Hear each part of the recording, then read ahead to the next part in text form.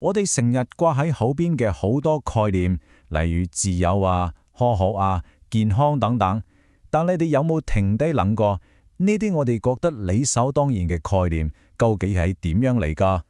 今日我哋就請返一位好特別嘅思想偵探出場，佢就係哲學家傅柯 Michel Foucault。等佢帶我哋返去案發現場，睇下呢啲概念究竟係點樣誕生嘅。嚟，不如我哋由一個好貼身嘅問題開始。健康飲食，你可能即刻會答：切，咪再食多啲菜，食少啲煎炸嘢咯，常識嚟噶嘛。但係你再諗深一層，點解我哋會有呢一套標準？是咪真係由某個好叻嘅醫生或者營養學家突然有一日叮生就發明咗出嚟啊？定係背後其實有個更複雜嘅故事？傅柯就會同我哋講：少年，你太年輕啦，個答案絕對冇表面睇得咁簡單。好，要解答那個問題啊，我們首先要拆解一下一般人是怎樣理解知識的誕生。很多時候，我們的想法很直接，就是覺得知識的發展好像一條直線幹，由一個一個天才接力跑，將枝棒傳落去。呢個就係所謂嘅偉人史觀嘅知識版本。你哋可以睇下畫面上嘅流程。第一步有個天才，好似牛頓咁，諗到條絕世好橋。跟住第二步，下一個天才，例如愛因斯坦，就將呢個諗法改良升級。然後一代傳一代，就好似起屋咁，一磚一畫，慢慢將真理理做宏偉嘅建築物似出嚟。呢個睇法係咪好 make sense 呢？好清晰，好整齊，亦都好符合我哋嘅直覺啊！但是傅柯就嚟啦，到頭淋你一盆冷水。佢喺《知識嘅考據》呢本書裏面講到明，佢哋嘅歷史並唔係好似起屋咁一磚一畫砌出嚟嘅。哇！呢句說話就係我哋今日成個討論嘅關鍵轉捩點。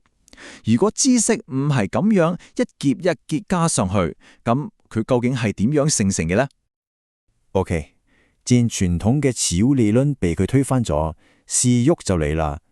你要知道，傅柯唔係一個傳統嘅歷史學家，佢唔會去追溯邊個天才講過啲咩金句啊，唔係，佢更加是一個知識嘅考古學家。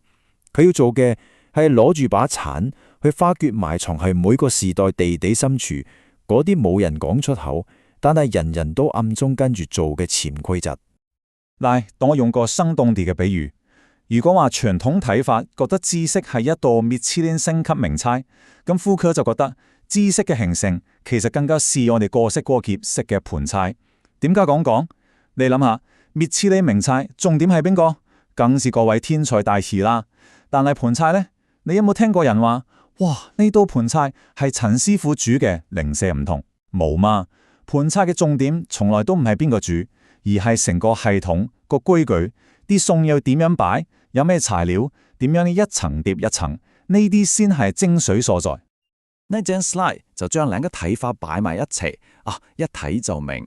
左邊舊嘅睇法，焦點係嗰位專才廚師，即係創作者；而右邊傅柯嘅睇法，焦點係嗰份代代相傳嘅盤菜食譜，即係嗰套擺位配搭嘅規矩。一個係追求完美單一嘅結果，另一個呢係一個由好多部分互動構成嘅複雜系統。所以傅柯話，關鍵唔係發明概念嘅人，而係令到概念可以被思考、被講出嚟嗰一套規則。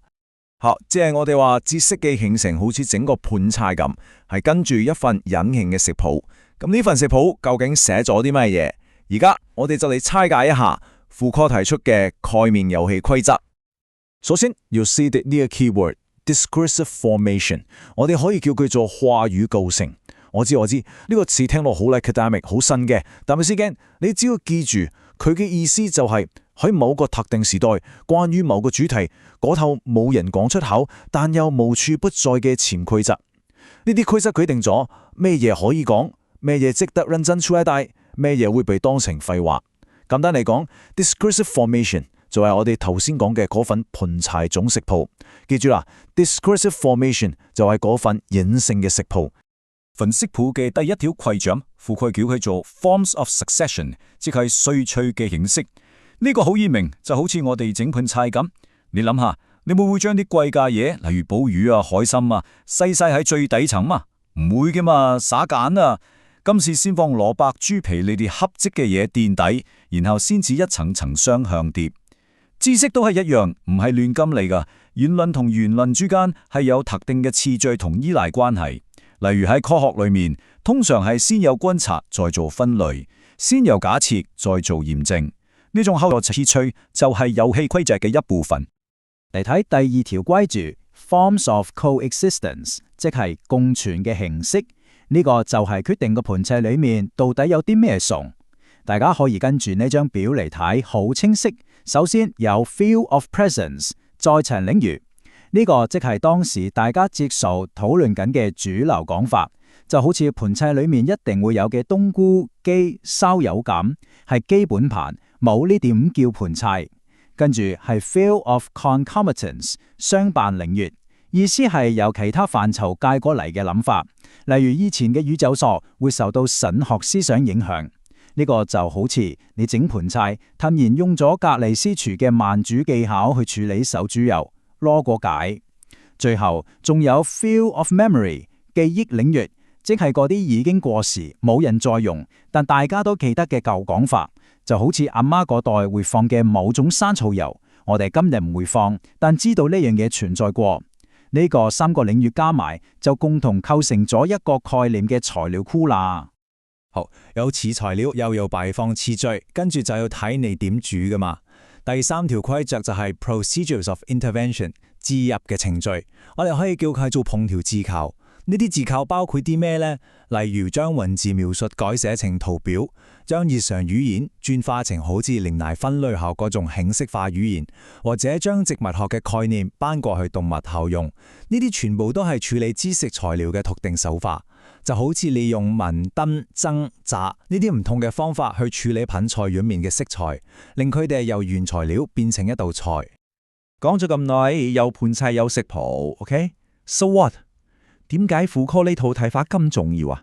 因為佢哋徹底咁、有根底咁顛覆咗我哋對知識同埋真理嘅理解。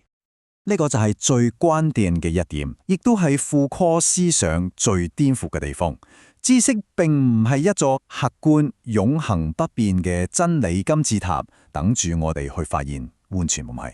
相反，佢更加係某個特定時代、特定文化裏面嘅一套遊戲規則。我哋今日認為嘅真理，其實只係我哋呢個時代嘅盤菜食譜所煮出嚟嘅成品。換個時代，換咗份食譜，煮出嚟嘅真理就會完全唔同。